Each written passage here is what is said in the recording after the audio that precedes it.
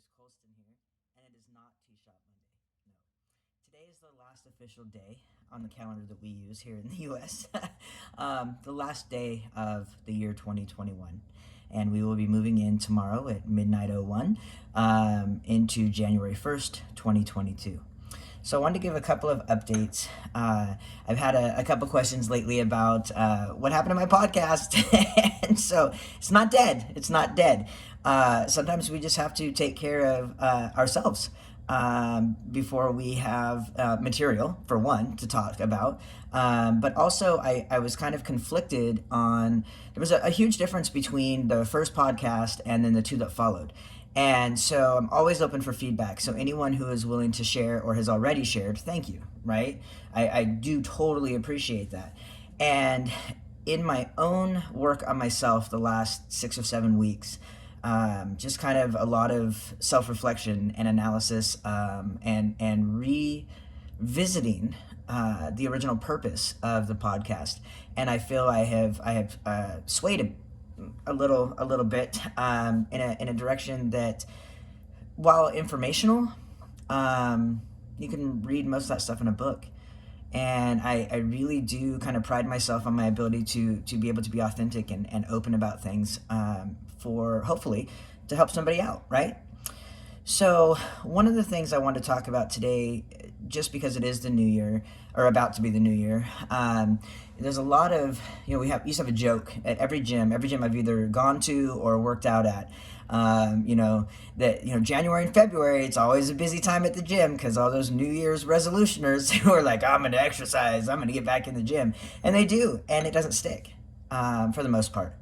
We don't have to wait a year to make a resolution, to start something or do something or change something that we do. There's no timeline, really. I mean, honestly, the timeline generally is I was born and then I died. And so all that time in between, hopefully that's a lot of time, right? and we get to, we get the privilege of being able to change our mind, right? So if we start out doing something and we're like, it's not really my deal, I'm going to do something different, do something different. So my challenge to you at New Year's this year is do something daring, right? Not something that someone else might classify as daring, but that is something that is daring for you, right? So I am such a creature of habit when it comes to food. And I had, my last doctor appointment was December 16th. And I got on the scale. And I know the decisions I've made every day for the last couple of months and what I've been eating is not the healthiest, right? I can rationalize it all, though. I can be like, but In-N-Out is the freshest, they don't even have a freezer. So you can get a 3x2, right? That's 3 patties, 2 cheeses. And, sometimes I'm like, I'll get it protein style because that makes it, healthier. And there's times where like, I don't care. Give me the bread, right? And the fries and the, non-diet root beer. I know, watch out. I'm crazy. But I have started cooking again. Not good at it. In fact, I'm not lying, I'm not exaggerating. I went to boil some eggs to make hard-boiled eggs. And most people who know anything about that, which is probably almost everyone in the world, they know how to do it, right? They're like, oh, you just do. And when I stood there in front of my oven, and I was like, okay, I know it's water, and I know it's how far above the egg it should be, but do you boil it and then put the eggs in, or do you put the eggs in and then boil it? And I thought, wow, I'm kind of really inept when it comes to cooking. But I'm not inept. If there's something I don't know, I'm not inept in finding ways to get the answers that I need. So love that the internet is so easily accessible on my phone because, hey, how do you hard boil eggs? And so it worked out. It worked out great. So I got to have my hard boiled eggs. But trying new foods, that might be daring, right? Learning a new skill or practicing a talent that, when we talk about things like, oh, when I was a kid, I used to do, fill in the blank. And somehow between kid and not kid, we don't make time for those things anymore. And for some people, that's a great choice. They don't make the time for it anymore. And for others, there's a bit of a loss. I played the piano every day for years and years and years. And, I would love to have a piano again. Okay, well, I can love to have one, or I can do what I need to do to get one. right? So wanting, wishing, desiring, in order for it to happen, you got to actually take some action. So the other challenge that I want to throw out there is giving yourself grace, right? Forgiving yourself.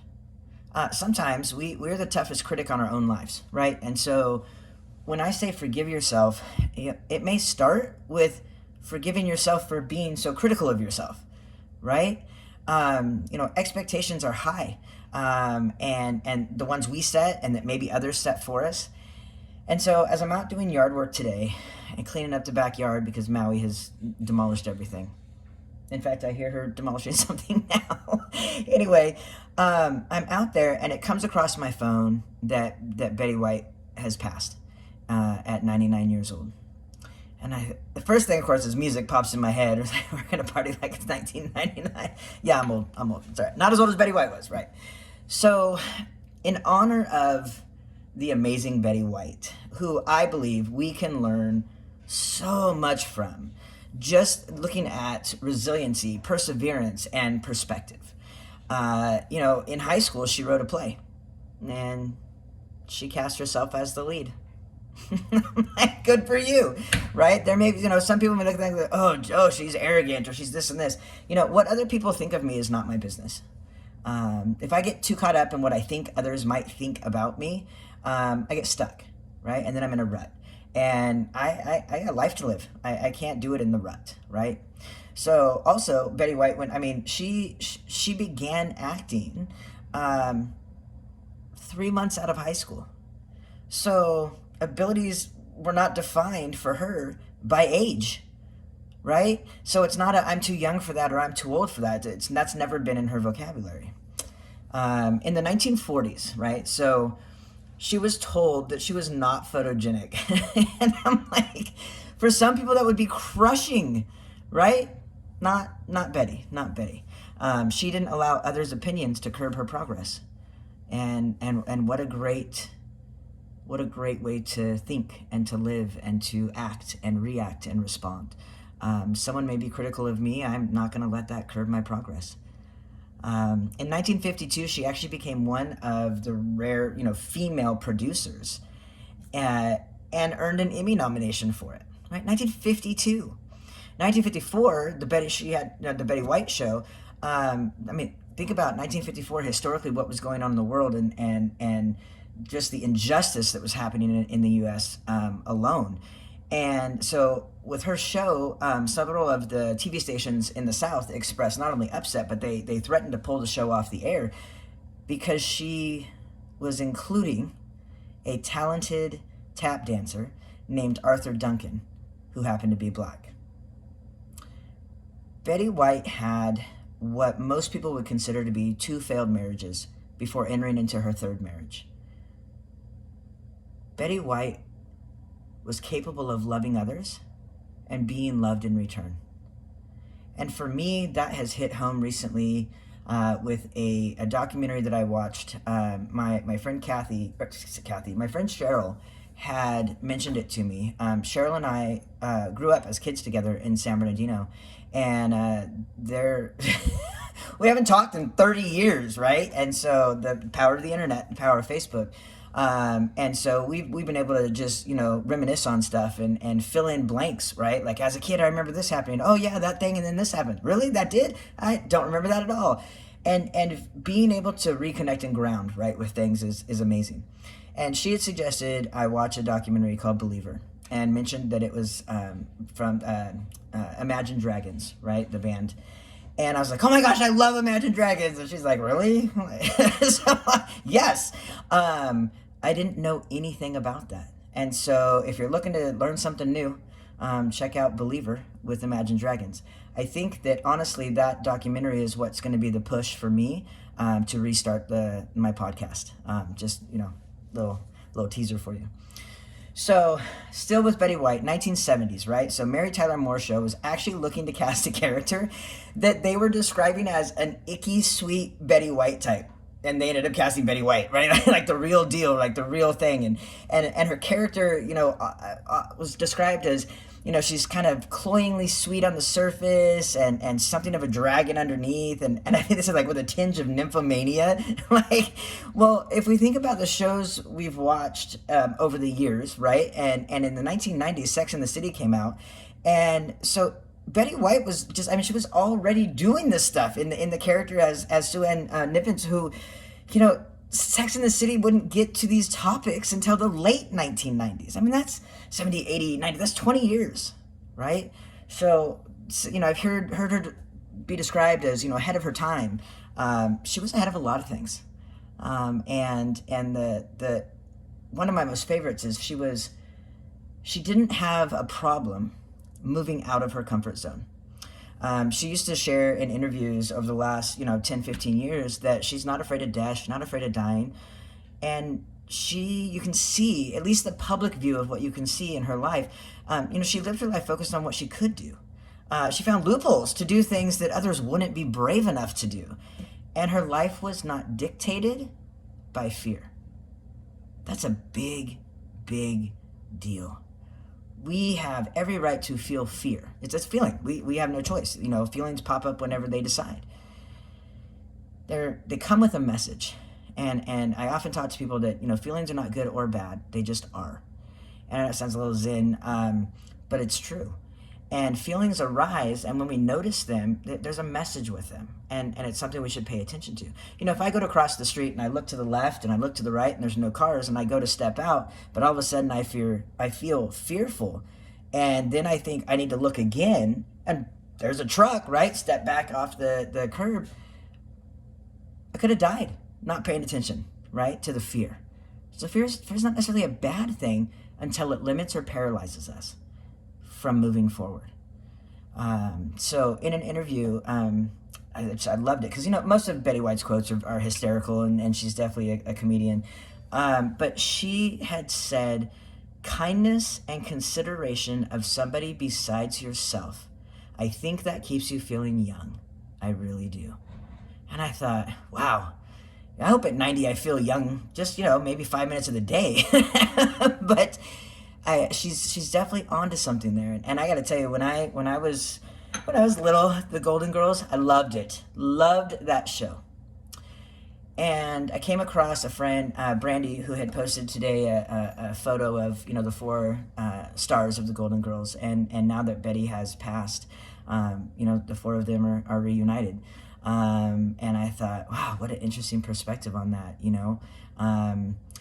I also remember Betty White, when I was younger, started a show called Off Their Rockers. And it played on so many of the stereotypes of just being elderly, but yet kind of juxtaposed with teenage-type pranks. It was funny. And the importance of humor at any age, it's so, so, so important. We have stand-up comedians who are making crowds of people laugh. We have just a documentary, again, to go back to it with Imagine Dragons, the documentary Believer. There was a crowd full of tears related to feeling accepted in a place where that had never happened before. So Betty White passed away today at 99 years old. And I was asked last night, I was on the phone, and I was asked, what book are you reading right now? And so I just want to pull out this book called I Will Not Die, An Unlived Life. I've read it more than once, and every time I read it, it's like reading it again for the first time. And so if you've got some time to read, it's a great one to check out. Also, speaking of for the first time, so DoorDash, because I'm a creature of convenience, so I know about DoorDash, but I got a delivery today that I didn't order.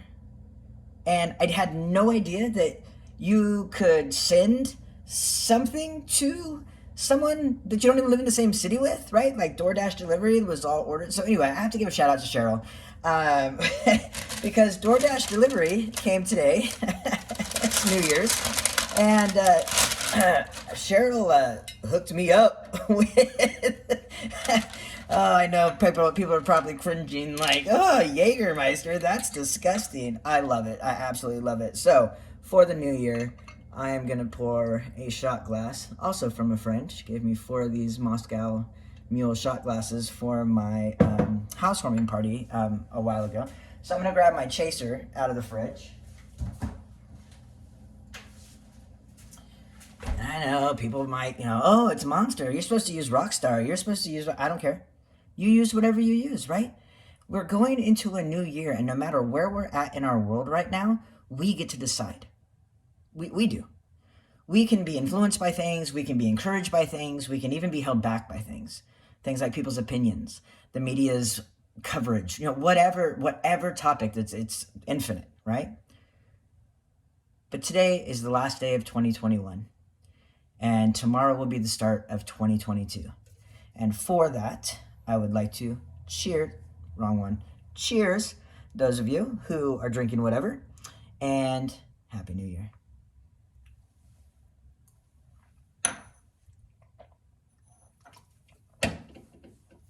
This is Colston, signing off.